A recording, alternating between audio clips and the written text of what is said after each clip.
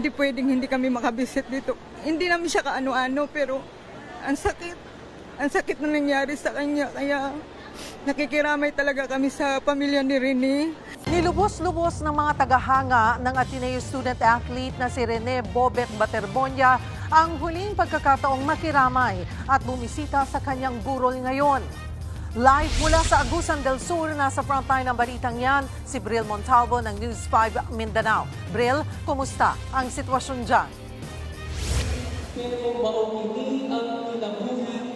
Cheryl, huling gabi na nga ng burol sa Ateneo student athlete na si Rene Bobet Baterbonia dito sa Talacogon Gym sa Agusan del Sur.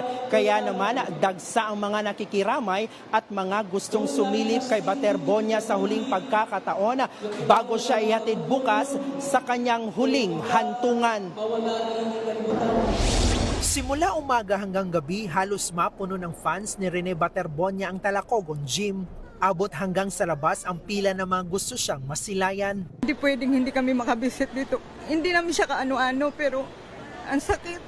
Ang sakit na nangyari sa kanya kaya nakikiramay talaga kami sa pamilya ni Rene. May malaking LED wall din sa gym kung saan makikita ang mga basketball game noon ni Bobet. May mga memorabilia rin na mabibili sa labas ng gym para sa fundraising ng pamilya ng basketballista. Naabutan namin ang lola ni Bobet sa loob ng kanilang bahay. Bagamat hindi pa niya lubos matanggap ang nangyari sa apo, masaya na rin siya ngayon dahil nasa piling na si Bobet ng Panginoon. Pero patuloy silang nananawagan ng hustisya. Gusto raw nilang malaman ang buong katotohanan sa pagkamatay ni Baterbonia.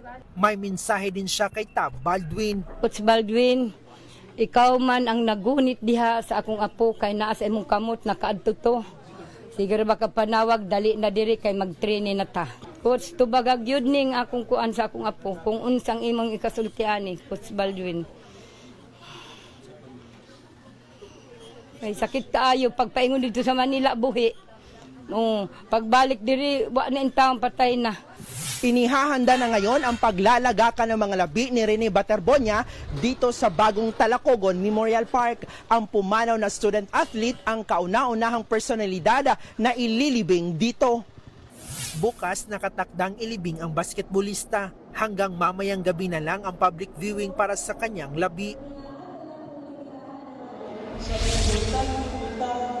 Cheryl, sa ngayon ay nagsasagawa ng isang banal na misa dito nga sa Talacogon Gym para sa mga labi ng yumaong si Rene Baterbonia. Bantay sarado naman ng pulis ang lugar kung saan nakaburol si Bobet. Magkakaroon din ng misa dito sa Talacogon Gym ng alas 7 ng umaga bukas bago ihatid si Bobet sa kanyang huling hantungan. At samantala, Cheryl, inanunsyo naman ng pamunuan ng Ateneo de Manila University na dadalo ang ilang opisyal ng eskwelahan sa libing ni Bobet bukas dito sa Talacogon. Pangungunahan ito ni Ateneo Vice President for Basic Education, Father Joaquin Jose Marie Sumpay Co. III, at dadalo rin ang mga opisyal ng Ateneo de Davao University sa pangunguna ni Dr. Joan Grace Falconita, ang principal ng Ateneo de Davao Senior High School. Yan muna ang latest mula dito sa Talacogon, Agusan del Sur. Balik sa iyo, Cheryl. Daghang salamat, Bril Montalvo. Mga kapatid, Cheryl Cosing po. Maging maalam at may pakialam sa mga napapanahong issue at headlines. Mag-follow at mag-subscribe na sa social media pages ng News 5.